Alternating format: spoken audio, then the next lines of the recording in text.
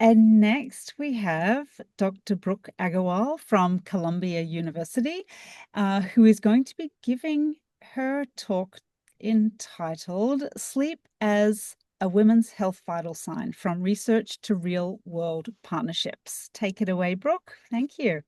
Thank you so much. Can you see my slides? Yes, we can. Okay, excellent. So we are incredibly excited about our collaboration with Nanit, which I have to say is focused less on the infant sleep and more on how us parents are sleeping, specifically the moms. So, next week actually is the start of Heart Month, which is February. And so you might be seeing more of this red dress pin, which is meant to raise awareness about cardiovascular disease as the number one killer of women. And as you may know, cardiovascular disease has historically been viewed as a man's disease. Women have historically been underrepresented in cardiovascular clinical trials, but it's important to raise awareness because both biological sex as well as gender, meaning women's lived experience, shape cardiovascular outcomes. And I want to highlight some sex-specific risk factors in cardiovascular disease and what might be particularly relevant for this audience is women of childbearing age. Adverse pregnancy outcomes have been shown to be a sex-specific risk factor for cardiovascular disease, in addition to the traditional risk factors for cardiovascular disease that you're probably aware of, like hyperlipidemia, hypertension, smoking, family history of heart disease. And I also want to draw attention to women who are in the young adulthood stage of life who have depression. That has also been shown to be an increased risk factor for cardiovascular disease. And it's also related to sleep. So women are twice as likely as men to have mood disorders such as depression and anxiety, which are closely related to insomnia. So, sleep health is not just sleep duration. I recently participated in writing a scientific statement from the American Heart Association that came out in 2025 on multidimensional sleep health and implications for cardiometabolic health. And this was led by Marie-Pierre St. Onge and Michael Grandner. And what we talk about in the statement is that there are multiple dimensions of sleep that are related to cardiometabolic health outcomes, including sleep efficiency, sleep timing, sleep regularity, sleep architecture, sleep disturbances, sleep satisfaction, and finally, alertness and sleepiness during the day. Across all age groups, women are less likely to have restful sleep than men. So, suboptimal sleep is particularly prevalent among women compared to men. This chart shows the prevalence of infrequently waking up while rested, and women are represented here in red and men in blue. And you can see that women are not often waking up while rested compared to men. And the reasons for this are multifactorial, but one of the things we know is that hormonal factors play a big role. So during key life transitions, such as pregnancy and menopause, women experience changes in their sleep architecture as well as more prevalent sleep disorders. So, for example, in pregnancy, they're more disposed to restless leg syndrome and also obstructive sleep apnea. So we've been studying sleep for the past 10 years at Columbia University with my colleagues, Marie-Pierre St. Onge and Sonia Jellick. We developed a conceptual model to study sleep in both prospective population-based cohort as well as a clinical trial.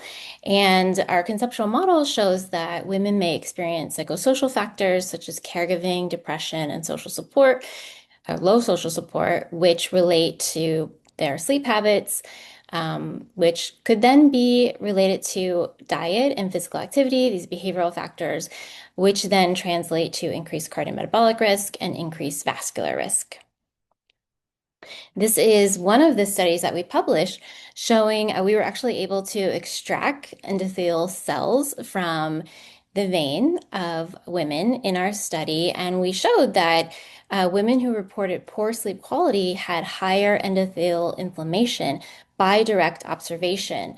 So these charts here are showing the outcome here is nuclear factor kappa B, NF-kappa B, which is a pro-inflammatory transcription factor.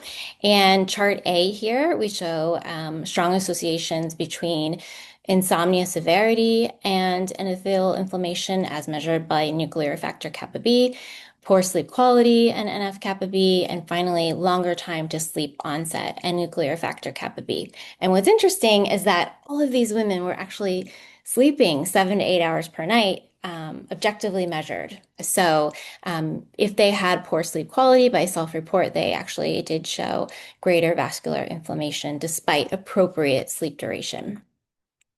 So 2 years ago, we published a paper on this cohort showing that psychosocial factors were strongly associated with sleep disturbances and evening chronotype among women. And we showed that psychosocial factors for cardiovascular disease were highly prevalent among women. It was a study of 506 women from the New York City area and women who had high caregiver strain. So women who were caregivers, among them, 30% actually reported high caregiver strain. About 20% had increased depressive symptoms, 27% low social support, and 22% had high stress level. And when we looked at associations between psychosocial factors, sleep disturbances, and evening chronotype, what we found was that depressive symptoms were strongly associated with sleep disturbances, poor sleep duration, poor sleep quality, increased insomnia symptoms, high risk of OSA, and having an evening chronotype. If women had low social support, they were more likely to have increased insomnia symptoms and an evening chronotype. And if they had caregiver strain, they were more likely to have short sleep duration and a high risk of OSA. So when we looked, we did a mediation analysis actually of this association between evening chronotype and depressive symptoms.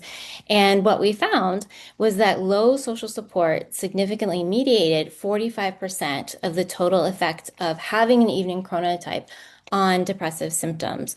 So we concluded that social support represents a potential mechanism underlying this association between an evening chronotype and poor mental health. So, in terms of our collaboration with Nanit, Maristella from Nanit, who I've worked with since we were both at Columbia together, she had the idea actually to replicate this study that we did on psychosocial factors and sleep characteristics in postpartum women. So, postpartum women have traditionally been understudied, especially in cardiovascular research, but also sleep research. So, this figure was created by doctoral student Sarah Islami in our lab. And what we were interested in studying among women who were in the Nanit database, so they had purchased Nanit monitors, and they had given birth within the past 6 months, we were interested in measuring their psychosocial factors that put them at increased risk for cardiovascular disease, also their sleep disturbances, and we hypothesized that these associations may lead to adverse postpartum cardiovascular health trajectories. So we sent this link to the survey to approximately 65,000 women. And within just a few weeks, we actually had almost 1,000 women initiate the survey. And we had 415 women who had complete data after just a few weeks. And they were all, like I said, enrolled in the Nanit Baby Monitor database. And we specifically looked at their depressive symptoms, their social support, their caregiver strain.